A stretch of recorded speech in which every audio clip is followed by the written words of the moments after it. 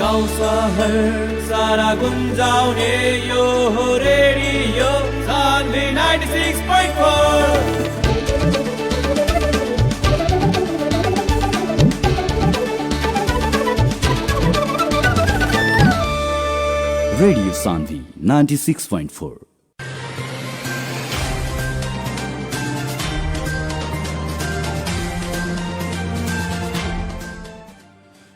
प्रणाम। कार्यक्रम स्वस्थ जिंदगी में हम प्रस्तुता अनिश कांत कुशवाहा और सारा श्रोता लोग के बहुत बहुत स्वागत करते बानी।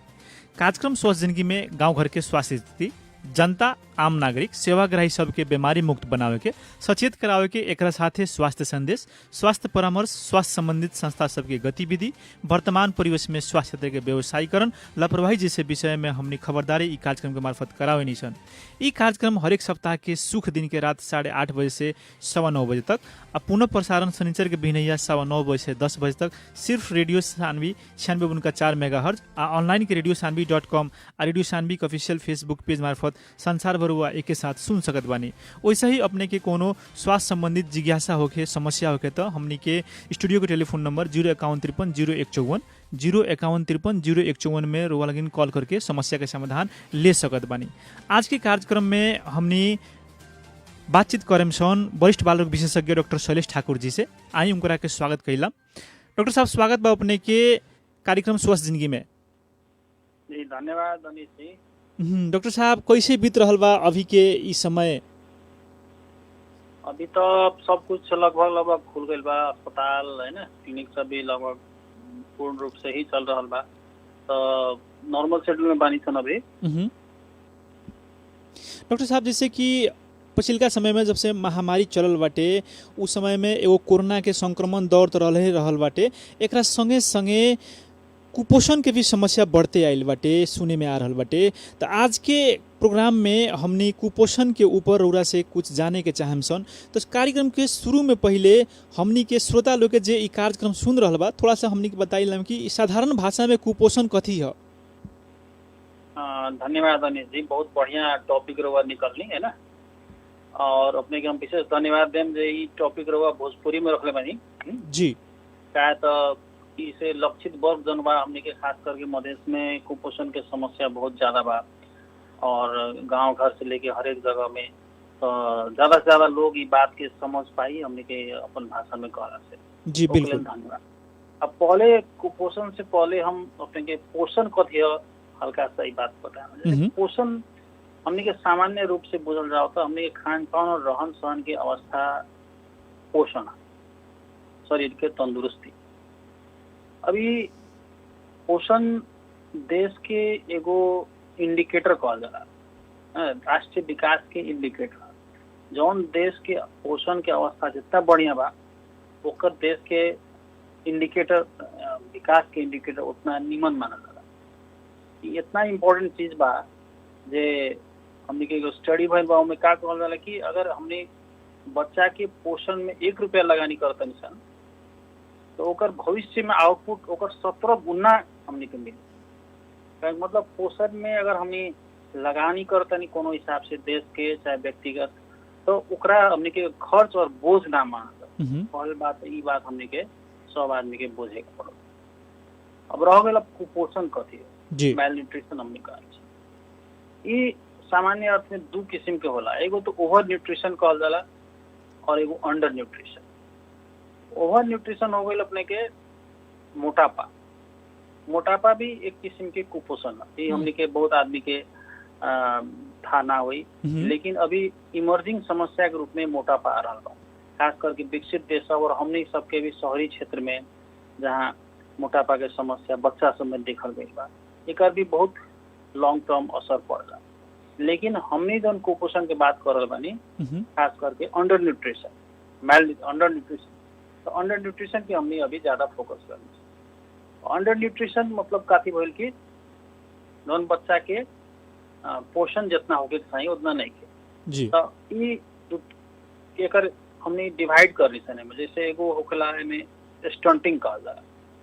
स्टंटिंग मतलब का भइल कि उम्र अनुसार ओकर जब हाइट अनुसार जौन बा, हाइट अनुसार ओकर वेट बहुत कम बा, ओकरा कहल जाला उम्र अनुसार वेट कम बा, ओकरा स्टंटिंग कहल जाला।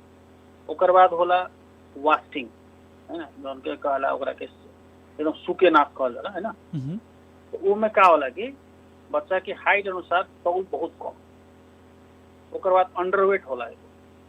अंडरवेट मतलब उम्र अनुसार बहुत तौल कम बा। और चारिम होला एगो माइक्रोन्यूट्रिएंट डिफिशिएंसी, जैसे विटामिन के, आयरन के डिफिशिएंसी सब जी। ये सब हमने के कुपोषण अंतर्गत पड़ेला।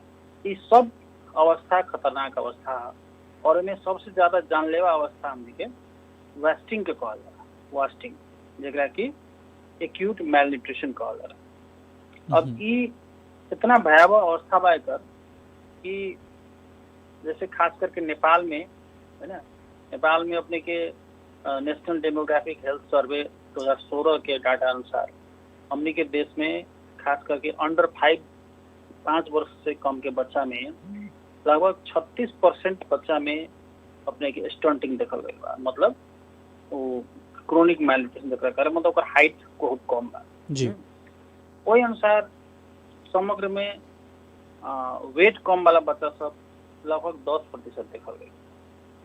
और देश भर के डाटा अनुसार वो में जो सीरियस बा जेकरा के सैम कहल जाला, सीवियर एक्यूट मेलन्यूट्रिशन, वो 1.8% देखल गई। लेकिन हमने के बाद दुख के बात कथी बा कि प्रदेश नंबर 2 में खास करके हमने के तराई क्षेत्र में एक व्यवस्था बहुत भयावह। हाँ, सैम के प्रिवेलेंस हमने में 3% बा। 3% 3% बच्चा सब ऐसा बच्चा भइल जेकरा हमने अगर समय पर उपचार ना मिलल तो मृत्यु होके के चांस बहुत ज्यादा। वैसे हमने के ई कुपोषण के तनका सीरियसली लेवे के और हमने के प्रदेश में ये बहुत भयावह स्थिति बा। डॉक्टर साहब, जैसे कि रउआ अभी जितना भी कुपोषण के एगो वर्गीकरण के बतैनी है, ई सब में जौन एगो साम केस कहनी है अति शीघ्र कुपोषण जौन एगो होखेला, ई हमनी के एकदम डरावना स्टेज है। बहुत डरावना स्टेज और एकर अभी के महामारी में और बढ़ के आयल बा। आदरणीय श्रोता लोग, कार्यक्रम है स्वस्थ जिंदगी। आज के कार्यक्रम में हमनी के संगे जुड़ल बानी वरिष्ठ बाल रोग विशेषज्ञ डॉक्टर शैलेश ठाकुर जी।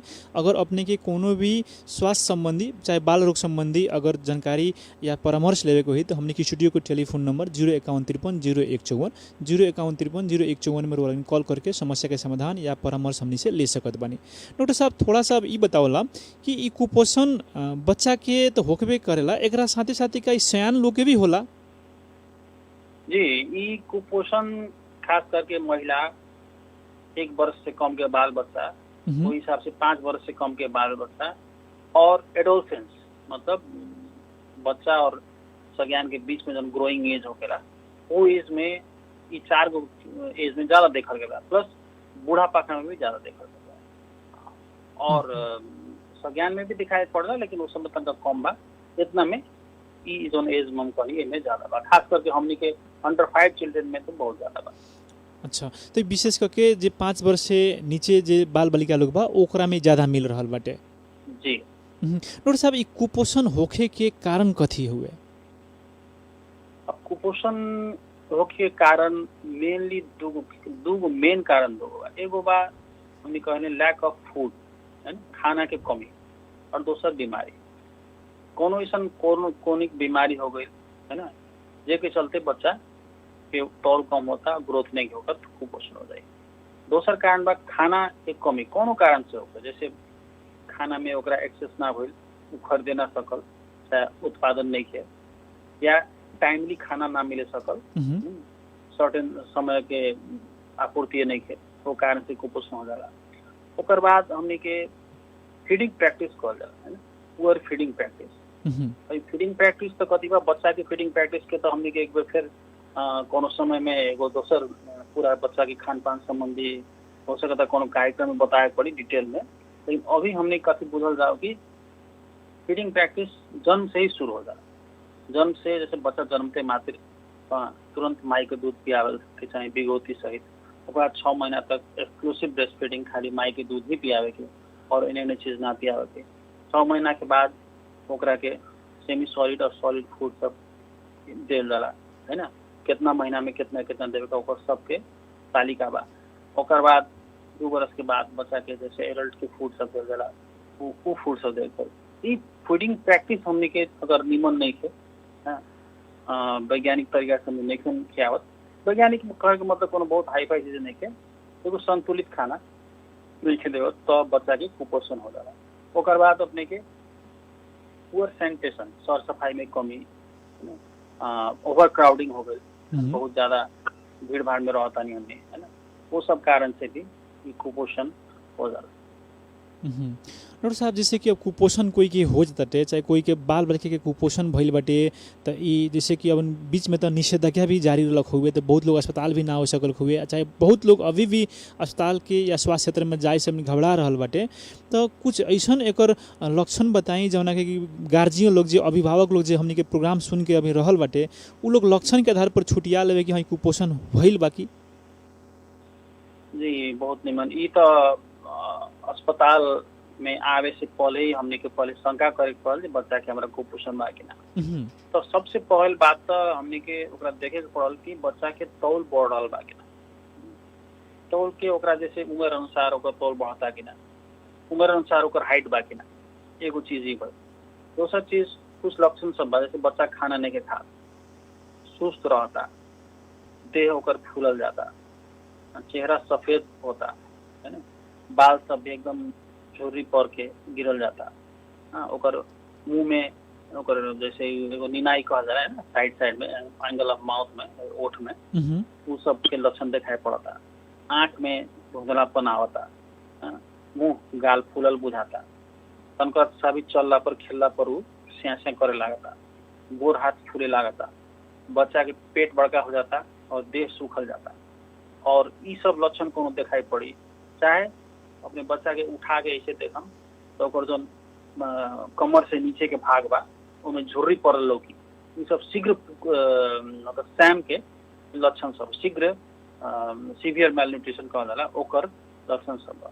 ये सब कोनो समस्या भी देखी तो हमने के तुरंत अस्पताल भी दौड़ के आगे जरूर नहीं के, पहले तो अपने अपने गाँव के जो हेल्थ पोस्ट बा हमने के या इवन महिला स्वास्थ्य सेविका बा, उन लोगों से भी अपने संपर्क करें। तो यहाँ लोग के भी इतना ट्रेनिंग बा ज्यादातर के सबके। आज हमने के रोगा मालूम बा कि परसा जिला में IMM प्रोग्राम जेकरा कहल जाला integrated management of acute medicine program लागू बा। एमे हमने के सैम और मैम दोनों केस मतलब सीवियर एक्यूट मेलन्यूट्रिशन और मॉडरेट एक्यूट मेलन्यूट्रिशन माने दोनों कुपोषण के जांच करे के और तत्काल ओकर इलाज करे के ट्रेनिंग हेल्थ वर्कर सब के भी दियल गइल बा। हाँ, तो वो लोग जांचियन, वो लोग देखियन कि उम्र, वो लोग ग्रोथ चार्ट में प्लॉटिंग करके देखियन, एगो तौल लेके हाइट लेके, तो वो लोग के था लाग जाए। दोसर वो लोग के टेप भी दियल गइल बा कम्युनिटी में, टेप से भी पाखुरा में मतलब बाजू में कहल जाला ओमे नाप के ओकर कलर अनुसार है ना वो लोग छुटिया ले। तो शंका लाग के मात्र अपने सबसे पहले काम था हमने के गांव के जो नियरेस्ट हेल्थ वर्कर बा, चाहे हमने के महिला स्वास्थ्य सेविका बन, उनका से संपर्क करे बहुत जरूरी बात बा। पहला बात तो ये लेखा हमने के था लागी मतलब कुपोषण। डॉक्टर साहब, जैसे कि प्रारंभिक चरण में अगर शंका लागता कि कुपोषण भइल बाटे, तो पहले गार्जियन के जे नजदीक के स्वयं सेविका होके, चाहे स्वास्थ्य कर्मी होके, चाहे वहाँ के स्वास्थ्य चौकी के जे भी स्टाफ लोग के होके, वहाँ जाके एक बार परामर्श करे के पड़ल कि हमारा शंका बा कि हमारा बच्चा के कुपोषण भइल बाटे। ओकरा बाद उ लोग वहाँ कुछ अपन मापदंड से चेक जांच करके तब उ लोग निर्णय करी लो कि हाँ ये भइल बा कि नहीं भइल। ये बात है जी, एकदम बिल्कुल ये बात है। हम अपने के हम सारा श्रोता लोग के मधेश के श्रोता लोग के विश्वास करे के चाहते नहीं कि हमने के जो हेल्थ वर्कर बानी ये लोग के इस संबंधी बढ़िया नॉलेज बा, अपने विश्वास करी वो लोग अपने के छुटिया दियन जे कुपोषण बा कि ना। हाँ, कुपोषण बा तो सर्टेन इलाज वो लोग भी कर सकते हैं, वो लोग भी करियन, ना करे वाला हुई तो अस्पताल में हमने के प्रेषण कर दिया। डॉक्टर साहब, जैसे कि थोड़ा सा हमने देखल जाला कि कोनो भी अस्पताल में चाहे स्वास्थ्य चौकी में कोई भी एगो कथी उद्देश्य लेके जाला कि हमरा वहाँ जाके अपन बीमारी के इलाज करावे के बाटे, वहाँ से दवाई लेके आओगे बा। स्वास्थ्य चौकी नेपाल सरकार के हत, वहाँ से भी मतलब निःशुल्क दवाई मिलेला तो हमरा उ लेके आओगे बा। लेकिन बहुत ही कम लोग जाला जौन कि हमरा बच्चा के जाके अपना पोषण स्थिति जानकारी क के आवे के बाटे, चाहे अस्पताल एगो बाल रोग विशेषज्ञ के लगे गई तो हमारा बच्चा के पोषण स्थिति कैसन का बाटे ई एगो चीज देखे के ना मिलेला। ई कथी होवे कौन कारण से, मतलब हमने अपन जबकि हमने जान तनी सन कि पोषण ही एगो ऐसा चीज है कि हर बीमारी के दूर करेला, तो उ चीज के हमने फोकस ना करके डायरेक्टली हमने दवाई पे के इलाज पर जानी सन। ई कथी एमे देखले बने अभी तक लेके दौर में? अभी देखिए एकदम सही बात कहनी अपने। जैसे मान ली हमने के जनता में अवेयरनेस चाहिए। अवेयरनेस मतलब ये संबंधी एगो दिमाग में रह पड़ जे कुपोषण चीज ऐसा होखेला, ई खतरनाक होखेला और एकरा खतरा हमने के सही समय में परामर्श लेवे के चाहिए। बहुत साधारण कुपोषण डाइट से ही ठीक हो जाए, कोनो कोनो समय हमने के स्पेशल डाइट सब बा और सीरियस महिला पर ओकरा अस्पताल में भर्ती करके इलाज भी कर जाए। ये चीज की जानकारी हमने के जनता में होके पड़ल। अभी जानकारी कैसे पहुंची था में हमनी के रोल बहुत ज्यादा बा, हमनी के स्वास्थ्य कर्मी के रोल, मीडिया के रोल ज्यादा बा और हमनी के महिला स्वास्थ्य सेविका सब बानी, गांव में आमा समूह सब होखेला, है ना। तो उन लोग के भी तनका जैसे महिला सब में खास करके महिला के ज्यादा रोल बा। हाँ, काहे तो घर के बच्चा बाल बच्चा के देखे के हमनी के माई सब ना, तो माई सब के जौन बा ई जानकारी होके पड़ल जे हमारे बच्चा के तौल बढ़ता कि ना। हाँ, बच्चा कुपोषण के लक्षण कथी है, हल्का हल्का 2-4 गो लक्षण ओकरे था होके पड़ल, है ना। और ई विश्वास होके पड़ल जे गांव के स्वास्थ्य कर्मी के भी हमने हेल्प लेम, ते में हमने के बहुत कुछ नहीं करे के, स्वास्थ्य कर्मी के लग जाएगा बा। अगर वो लोग देखियन कुपोषण बा साधारण कौन हिसाब के बा, वो लोग से इलाज करे वाला तो बा, ना होई तो लोग अस्पताल में रिफर कर दे। रेफरल चेन हमने के बहुत बढ़िया बा, है ना।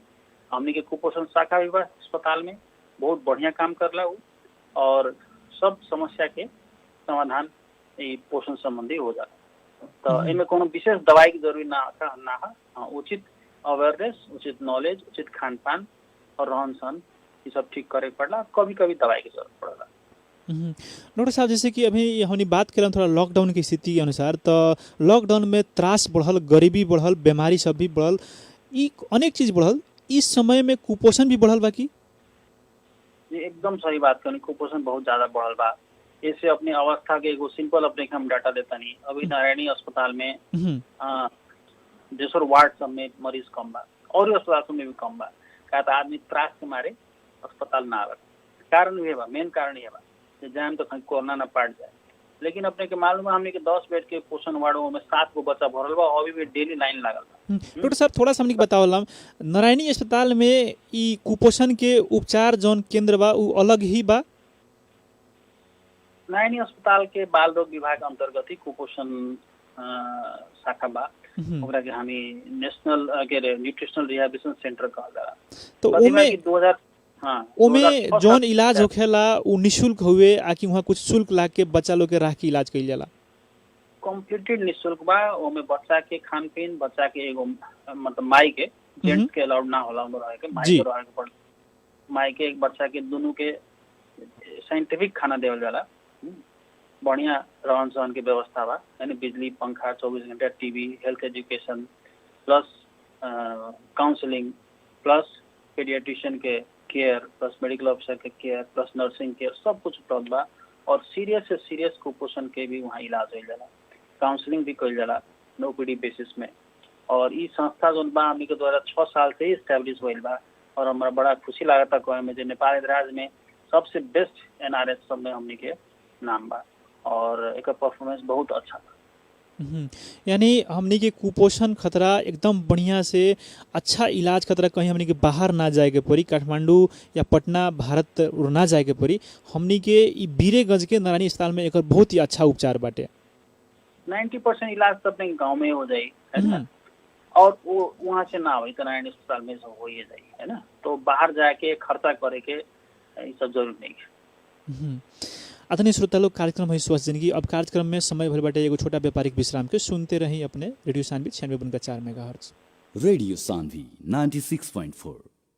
विकास निर्माण कार्यका लागि अब तपाईको साथमा पीसी इन्फाटेक प्राइभेट लिमिटेड। कुनै पनि संरचना निर्माण गर्न अहिलेको आवश्यकता भनेको हेभी मेसिनरी इक्विपमेन्ट हो, जुन सजिलै अनि खोजे जस्तो पाउन गाह्रो हुन्छ।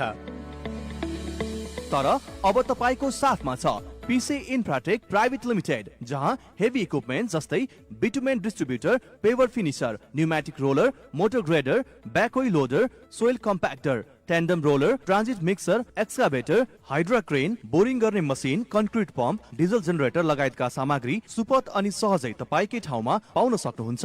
दैनिक, मासिक वा वार्षिक तपाईको आवश्यकता अनुसार भाडामा लिन सकिने सुविधा। विस्तृत जानकारीका लागि सम्पर्क पिसी Infratech private limited, Birgunj, रामगढवा 24, dry port नजिकै। फोन नम्बर 980118 0957 र 980148 10730। पिसी इन्फ्राटेक, विकास निर्माणका लागि तपाईको साथमा।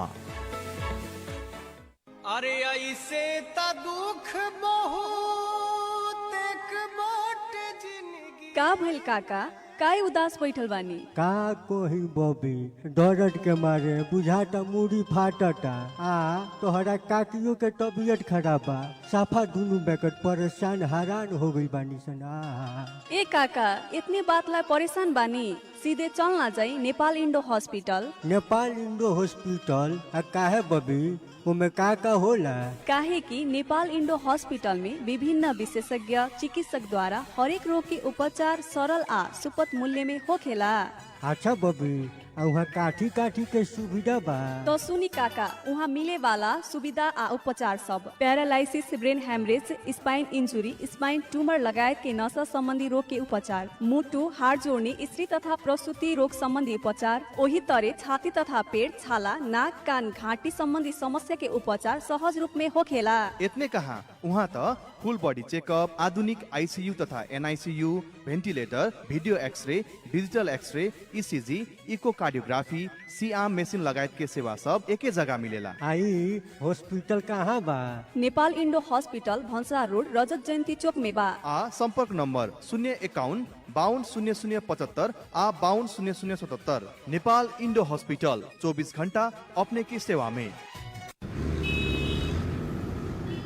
ए दाइ कता? ओहो, भाउजू पनि हुनुहुँदो रहेछ त। अनि यो सडक पेटीमा के सोचेर बसिराखेको? के हुनु भाइ, भाउजू दुई जिउकी छे, अब चेक गराउन चाहिँ कहाँ लैजाउँ भनेर सोचिरहेको नि। ए हजुर, सुन्नुस् न, गाह्रो भयो मलाई। हे प्रभु, अब के गरौँ? हैट, अब प्रभुको नाम लिएर मात्र बस्ने होइन, खुरुक्क प्रभु हस्पिटल जाने। प्रभु हस्पिटल नै किन नि? किनभने त्यहाँ स्त्री तथा प्रसूति रोग विशेषज्ञ डाक्टर लक्ष्मी थापा, वरिष्ठ general and laparoscopic surgeon doctor Manoj Kumar Gupta, शहीद गंगालाल हस्पिटलबाट अनुभव प्राप्त मुटु रोग विशेषज्ञ डाक्टर राधा भट्टराई अर्याल, हार्ट जोड्नी तथा नशा रोग विशेषज्ञ डाक्टर चन्द्रभूषण यादव र डाक्टर रविन्स कुमार शाह, बाल तथा नवजात शिशु रोग विशेषज्ञ डाक्टर अमित ठाकुर, नाक, कान तथा घाँटी रोग विशेषज्ञ डाक्टर राम कुमार प्रधान र डाक्टर विद्वान कोइराला, दाँत तथा गिजा रोग विशेषज्ञ डाक्टर अजय आस्थाना लगायतको टिमले सेवाहरू प्रदान गरिरहेका छन्। यति मात्रै कहाँ हो र, 24 घण्टा इमर्जेन्सी सेवा, एनआईसीयू, आईसीयू तथा सीसीयू को सुविधा, echo, video endoscopy, digital X-ray र गुणस्तरीय ल्याबको सेवाहरू एकै ठाउँमा। विस्तृत जानकारीका लागि सम्पर्क Prabhu hospital and research centre private limited, Panitanki 8, Birgunj barrack road. Website प्रभुहोस्पिटल.org।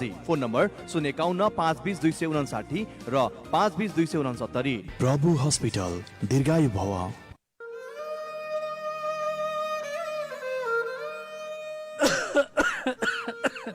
हे भगवान, दर्द से बुझाता मुड़ी फाट जाई। ए भाई, कब से मुड़ी दुखाता?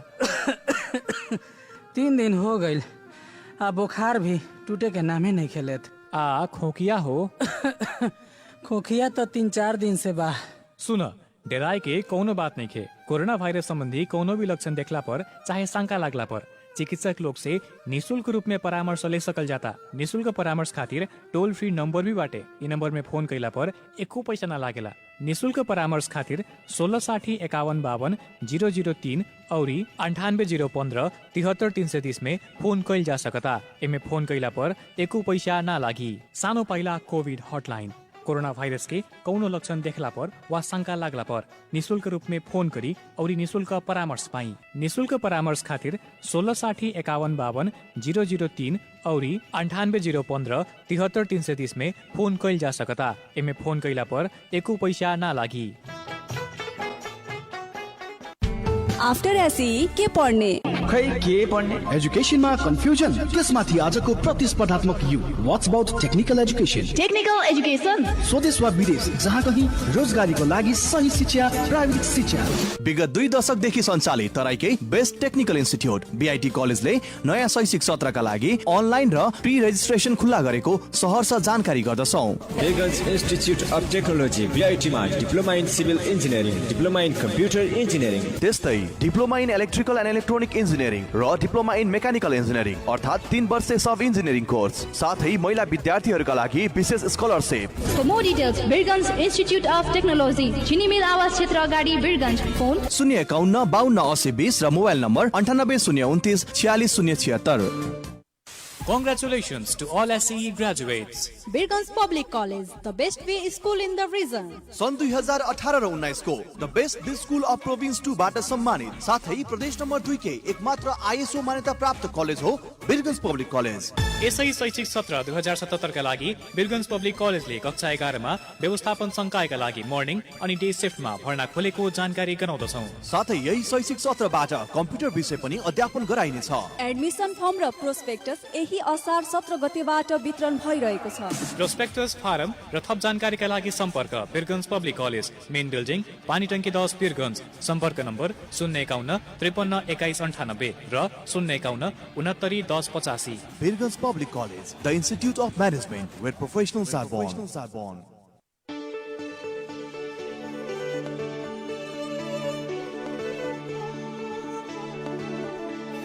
गाउँ सहर सारा गुन्जाउने यो हो रेडियो सान्वी 96.4।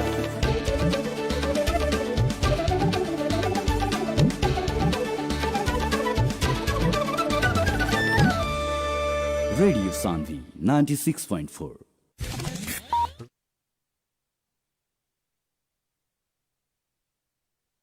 बाई नेपाल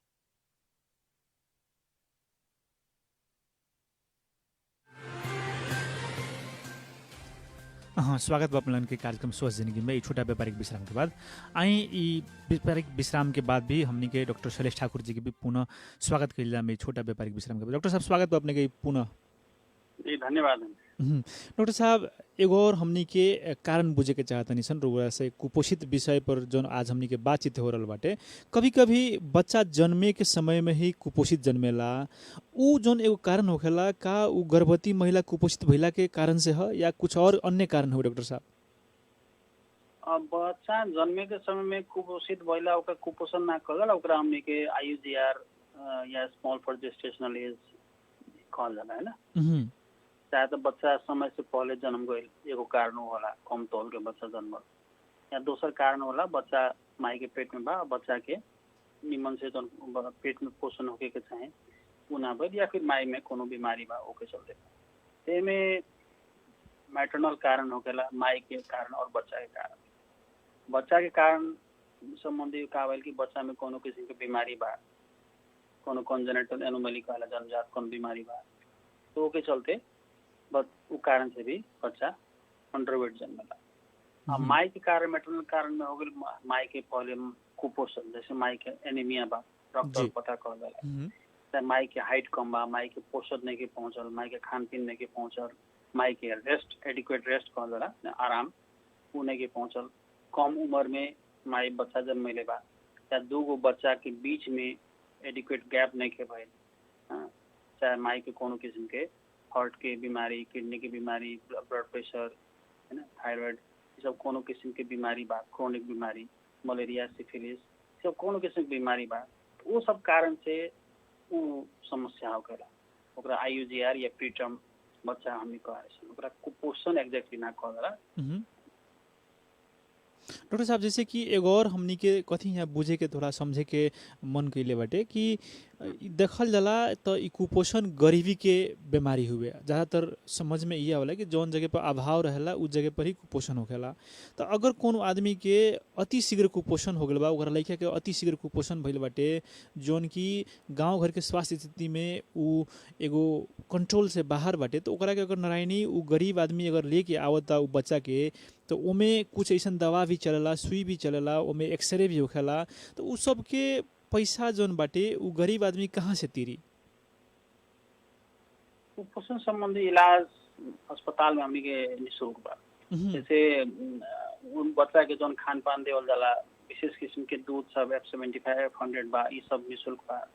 बच्चा के अगर सुई दवाई के साधारण जरूरत बा वो सब निःशुल्क बा। अस्पताल में उपलब्ध होखे वाला जोन जांच पड़ताल बा वो सब भी निःशुल्क बा। हाँ, कोनो जांच यदि अस्पताल में से बाहर से भी कराए पर उस समय में खर्च की आवश्यकता पड़ेला, लेकिन ओकर जरूरत बहुत ज्यादा ना पड़ला, बहुत रेयर केस में पड़ला। वैसे 99.9% केस में कहीं वो निःशुल्क बा, वो में निश्चिंत रहे।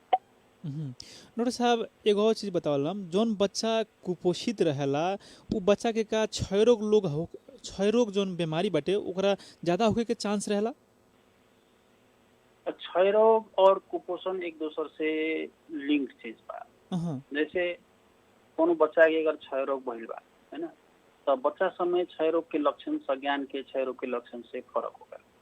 जैसे बच्चा के यदि सब क्षय रोग में सबसे ज्यादा दिखाई पड़ी ओकर तौल ना बढ़ी, ओकर हाइट ना बढ़ी, पहल चीज। बच्चा के मंद मंद बुखार आई चाहे नाहे भी आई। अगर 1 वर्ष से कम के बच्चा बा तो क्षय रोग में बच्चा में क्षय रोग बातों में निमोनिया के लक्षण लेके प्रेजेंट कर सकता है, या कुपोषण के। 1 से 10 वर्ष के बच्चा के उम्र में जनरली क्रोनिक मतलब लंबा समय तक होके वाला खोखी के रूप में प्रेजेंट करला और कुपोषण के रूप में प्रेजेंट करला। और तो क्षय रोग वाला बच्चा कुपोषण के लक्षण दिखाई पड़ला, और जोन बच्चा में कुपोषण बा क्षय रोग नहीं के तो ओकरा में भी क्षय रोग होके के चांस या फिर कोनो भी ज्यादा बीमारी होके के चांस ज्यादा बा। का तो कुपोषण रोकते मात्र बच्चा के रोग से लड़े की क्षमता कम हो जाला। आजकल इम्यूनिटी सब आदमी बुझेला लोग, कोविड के चलते इम्यूनिटी कम हो जाला। तब कुपोषण वाला बच्चा के कोनो भी इन्फेक्शियस डिजीज, क्षय रोग हो, चाहे कोरोना हो, चाहे टाइफाइड हो, जॉन्डिस हो, कोनो भी इन्फेक्शियस डिजीज के चांस ज्यादा होगा। तो क्षय रोग और कुपोषण एक दूसरे से परिपूरक भी है, इस हिसाब से भी हम पूछ सकते हैं। यानी कहे के मतलब अगर कुपोषित बच्चा बा तो ओकरा के कोनो भी बीमारी लाए के संभावना ज्यादा होखेला, बहुत ज्यादा बा। आपने के अभी WHO को डाटा कथी कहता है आपने के कि दुनिया में अंडर 5 बच्चा के मतलब 5 वर्ष से कम के बच्चा के मृत्यु के कारण जन बा 45% केस में कुपोषण कोनो हिसाब से लिंक्ड बा। मतलब या तो कुपोषण से मरता या कुपोषण के चलते जो इन्फेक्शन हो गए वो के चलते मरता। तो कितना भयावह बा ये अवस्था ही हमने बुझ सकता नहीं। डॉक्टर साहब एगो और हमनी के एगो तरीका बताइलम, जैसे कि जे श्रोता लोग हमनी के ये प्रोग्राम सुन रहल बानी, एगो उपाय बतावलम कि अपना अपना बच्चा के कई बेर खाना नाश्ता खिया दी लोग तो ये कुपोषण ठीक रही। दिन भर में जो होखेला कि कितना समय में खाना खियावले एकर का बा कुछ फार्मूला बड़ा सन एकर देखिए हर एक उम्र के हर एक हिसाब से होखेला। जैसे बच्चा जन्मल वही समय से भी हमें के ध्यान देखे। अगर बच्चा जन्मते मात्र हमने उतना ध्यान नहीं दे तो वही समय से कुपोषण हो जाए। जैसे बच्चा जन्मल तो हमने के ब्रेस्ट मिल्क तुरंत पियाए के बाद 6 महीना तक एक्सक्लूसिव ब्रेस्ट फीडिंग पियाए के बाद, और अगर 6 महीना अगर देखम 6 महीना तक बच्चा के जनरली कुपोषण ना होखेला अगर ओकरा में कोनो बीमारी नहीं खाता, या फिर माई ओकरा ठीक से दूध पिया होता। लेकिन समस्या देखल जाला असली 6 महीना के बाद जब हमने फीड इंट्रोड्यूस करनी सॉलिड फूड। तो का होला कि सॉलिड फूड इंट्रोड्यूस कैला में अब कितना आदमी के का कॉन्सेप्ट बा कि खाली सेरेलेक्स से खियाएम चाहे मानी और महंगा चीज बाजार से किन के खियाएम तो वही से हमारे बच्चा के होई का निमन होई। तो गरीब से गरीब आदमी भी जाला आज सेरेलेक्स किन के ले आई, कथी किन के ले आई, है ना। अब कथी देखल हो कि वो सब बहुत ज्यादा महंगा हो गया। अपने एगो किन के ले बच्चा को पानी मिला के खियाएम, है ना। तो उससे का होला कि पेट तो भर जाला लेकिन बच्चा के पोषण ना पहुंचे। डॉक्टर साहब एक और कथी देखल जाला कि हमनी के समाज में अगर विज्ञापन पर सेरेलेक्स के प्रचार देते चाहे और अन्य कोनो खाना के प्रचार दे रहा बा तो गृहिणी लोग अगर वो खाना बच्चा खातिर ना आई तो फूल भी जाला लोग कि हमर बच्चा तो सेरेलेक्स खाते नहीं खे तो बच्चा बरियार कैसे हुई। थोड़ा सा बतावल कि कितना ई वरदान साबित है सेरेलेक्स जो हमने बाजार से खरीद के लिया वो चीज का वरदान हुए बच्चा के लिए। देखिए हम कोनो व्यावसायिक प्रोडक्ट के नाम ना लेम, है ना। हिसाब से कहें कि कोनो भी बाजार मिले वाला जो रेडीमेड खाना बा जी वो बिना अपने के बच्चा बढ़िया से रहे। इनफैक्ट वो ना देम अगर घर के खाना देम तब बढ़िया से ज्यादा विकास हुई। ये बात 100% श्योर बा। जैसे से अपने जन रेडीमेड फूड आवेला ओकरा बदले में जैसे बच्चा 6 महीना के हो गए तो कथी करे के बा, 6 महीना के बच्चा के हमने के माई के दूध पियाए के बा, ओकर बाद 2 बार सॉलिड फूड दे के बा। सॉलिड फूड में हमने के जैसे लिटो बना सकता नहीं है ना, लिटो लोकली मिल जाला, चाहे मैंने आधा उसमें आटा, आधा मकई और आधा चना है ना, चना या फिर भटमास कौन प्रोटीन के मात्रा ये मिला के आटा बनेला, ओकर अपने के हलवा बना के खियाई या ओकरा दूध में या पानी में घोर के खियाई। तो और घोरला पर कभी विचार करे पड़ला कि पानी के मात्रा बहुत ज्यादा हमने के एक दूसरा मिसकॉन्सेप्शन कथी बा कि बच्चा ओकर घेट में अटक जाए, तो हमने पानी ज्यादा मिला दे। अब कथी बुझे पड़ल बच्चा के जो पेट हो गया बहुत छोटा हो गया जी, तो ओमे हमने के उतने में ओकरा कैलोरी पूरा आवे के बा। अपने यदि पानी दे दें तो पानी में तो कैलोरी ना होई, कैलोरी तो खाना में बा, तो ज्यादा से ज्यादा खाना जाए पड़ल, तब मतलब तनका मोटा खाना जाए। तब कैसे था लागी, तो जो हमने घोर के बनावता नहीं पानी में चाहे दूध में, तो ओकरा के जैसे चम्मच से उठाई, चम्मच के टेढ़ा करके देखी तो गिरे के ना चाहिए है ना, तो उतना ठीक कहे मतलब पूरा पानी ऐसा घोर के ना पिए एगो चीज ऊपर। ओकर बाद अपने दे सकता नहीं जैसे दाल भात के खिचड़ी बना के उमें तनका दाल मिला दी, कोनो जरूरत नहीं कि जब महंगा मूंगे के दाल खियाई, जरूरी नहीं कि मसूरी के दाल उतना नहीं बन बा है ना, जौन दाल अवेलेबल बा खेसारी के छोड़ के है ना वो अपने दे सकते हैं। जौन हमने के खेत बाड़ी में फलता, जौन स्थानीय रूप से फलता, जौन फूड, जौन तरकारी, जौन फल फूल बाहर से ले आयल फल फूल से बढ़िया स्थानीय फल फूल या स्थानीय तरकारी होकर कोनो भी जगह में। डॉक्टर साहब एगो और रोवा लगिन कथी बताओ नहीं कि अगर कोनो बाल बालिका जे छोट बच्चा बाटे अगर 6 महीना के बाटे अगर अपना माई के दूध पी रहल बाटे तो 6 महीना तक ले ओकरा मतारी के दूध के सिवा कुछो नहीं के पियावे के, अगर 6 महीना लगातार दूध पियावल रही तो उ बच्चा के कुपोषण होके के चांस भी कम रहेला, ई सत्य हुए? 100% सत्य बा, बशर्ते कि ओकरा कोनो बीमारी ना होके या फिर वो निमन से खाता है ना, मतलब उल्टी नहीं करत है ना, ओकर डायरिया नहीं के तो ओकरा कुपोषण ना आई, माई के दूध की कम बा 6 महीना तक। डॉक्टर साहब जी डॉक्टर साहब अपन जोन संदेश बाटे जोन संदेश कहेला डॉक्टर साहब जोन अधूरा बात बा अनुसार हमनी के खान पीन होकेला, जैसे अब 6 महीना हो गल 7-8 महीना हो गल तो ओकरा बाद 3 बेर ओकरा सॉलिड फूड देवे पड़ल, साल भर हो गल तो लगभग 4 बार 24 घंटा में solid food plus breast milk देवे पड़ल।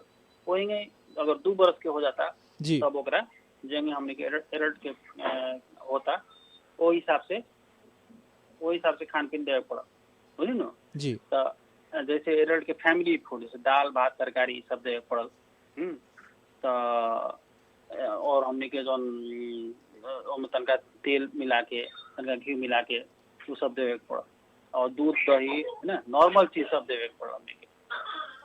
डॉक्टर साहब अब हमनी कार्यक्रम के अंत में बानी सन, अंत में रेडियो सानवी जे सुन रहल बा ओकरा के कथी कहे के चाहे? रेडियो सानवी में हमने श्रोता सबके ई कहे के चाहे कि कुपोषण जौन बा ये हमने के एगो साइलेंट किलर के काम करला। बच्चा के कुपोषण भइला पर ओकरा सब बीमारी के एक हिसाब से घर कहला से हुई, और ई हमने के जब तक अपन हमने के इस संबंधी हल्का जानकारी चाहिए है ना, और वो हिसाब से हमने के बच्चा के खान पान में तनका ध्यान देवे पड़। जरूर नहीं है कि महंगा खान पान से ही ओकरा कुपोषण के हमने ठीक करते हैं। घर के बनल फूड जैसे बच्चा के सिंपल अपने दाल भात देता नहीं तो कथी करी, दाल के सीटी कह दिला नीचे के भाग वो ज्यादा खियाई और पानी कम दी, वो में तनका 1 चम्मच तेल चाहे घी मिला दी है ना, तनका आलू उसीन के मिला दी, वो मिल के खियाई, ताज़ा दही भात है ना वो मिला के खियाई। तो ये सब चीज हमने के घर में हो जाए, कोनो जरूरत नहीं कि बड़का धनी के घर में सब रहेला, सब घर में पाकेला हमने के। दूसरा बात हमने के तनका खान पान में जैसे साग सब्जी के इंट्रोड्यूस करे पड़। गाँव घर में का देखल गई बा कि हरियर साग सब्जी हमने खेबे ना करी है ना, तब बच्चों ना खाला है ना, माई कहे डॉक्टर हमने देव नहीं तो ना खाला, तो कैसे खाई, बच्चा के खा कहला से ना खाला, ओकरा हमने के अपने माई बाप के ओकरा खा के देखा के पड़ी हरियर साग सब्जी है खाए के चाहिए, फल फूल है, फल फूल मतलब कोनो बाहर के महंगा फल फूल की जरूरत नहीं है, जौन हमने के बाड़ी खेत बाड़ी में पड़ता वही काफी बा, रूनी काफी बा, मेवा काफी बा है ना, आम के सीजन में हमने के आम फल जाला, मतलब जौन सीजन में हमने के अपना खेत बाड़ी में केरा फलेला ये फल फूल काफी बा, बढ़िया फल फूल है, ये सब देवे के बाद दाल भात बढ़िया से खाई है ना। जरूर नहीं है कि माछी मछली खाए के बाद, हाँ अंडा दे सकता नहीं, अंडा अवेलेबल बा यी सब देखे और कुपोषण के हमने के आराम से जीत सकता नहीं सन। जरूर नहीं कि बहुत धनी मानी ही कुपोषण के जीते। कितना घर में देखल गया बहुत धनी मानी बा लेकिन ओकर बच्चा कुपोषित बा। तो बहुत कारण सब होखेला, साइकोलॉजिकल कारण भी होखेला। घर में अगर कोनो किस्म के तनाव बा, स्ट्रेस बा, बच्चा पर ओकर असर पड़ला, वो से बच्चा कुपोषित हो जाला। घर में बच्चा के देखभाल करे वाला नहीं के, खाली धनी मानी घर में देखम अपने कितना बच्चा के खाली नौकर खाना खिए, वैसे ही कुपोषित घर निमन से ना खाए, है ना। तो नहीं है कि खाली गरीबी में होला, हाँ गरीब में और ज्यादा देखल गई बा। तो हमने के ई विचार करे के पड़ल कि ऐसे हमने के कैसे निपटे के बा। और ई जो कुपोषण भइला पर अगर शंका लगता तो स्वास्थ्य कर्मी से सलाह करी, है ना। वो लोग के सलाह से वो लोग कॉम्पिटेंट बार लोग इलाज करे में, हाँ। और अगर वो लोग से अगर दिक्कत बुझाई चाहे ओकरा भरना करे के अवस्था हुआ तो हमने के अस्पताल में रिफर कर दी, इलाज हो जाए। तो कुपोषण से घबराए के नहीं के, सूझबूझ के साथ लड़े के बाद और ऐसे हमने के विजय प्राप्त करे के बाद। और हमने के प्रदेश में जो 3% में स्वयं बा, ये एगो काम तो हमने खतरा हमने क्षेत्र में काम करे वाला सब खतरा है, स्वयं के ही बात था, है ना। एक हमने के सुधार करेगा। जी डॉक्टर साहब, आज हमने से रुआ जुड़नी, अपन महत्वपूर्ण समय आ विचार देनी, एलाख रुआ के बहुत बहुत धन्यवाद। जी हमरा के भी अपने अवसर देने के लिए बहुत बहुत धन्यवाद। आदरणीय श्रोता लोग, आज के कार्यक्रम में हमने बात करनी सन वरिष्ठ बाल रोग विशेषज्ञ डॉक्टर शैलेश ठाकुर। अब हमने प्रविधि के अनूप जी के धन्यवाद देते हुए हमने विदा हुकम सन। सुनते रहे रेडियो सानवी 96.4 मेगाहर्ट्ज। नमस्कार, शुभरात्रि। नमस्कार, म गायक सञ्जु अमाते। तपाईँ अहिले सुन्दै हुनुहुन्छ गाउँ सहर गुन्जाउने रेडियो शान्ति 96.4 मेगाहर्ट्ज। वीरगञ्ज घुमी हुनेछौ तिमी सारै दङ्गा।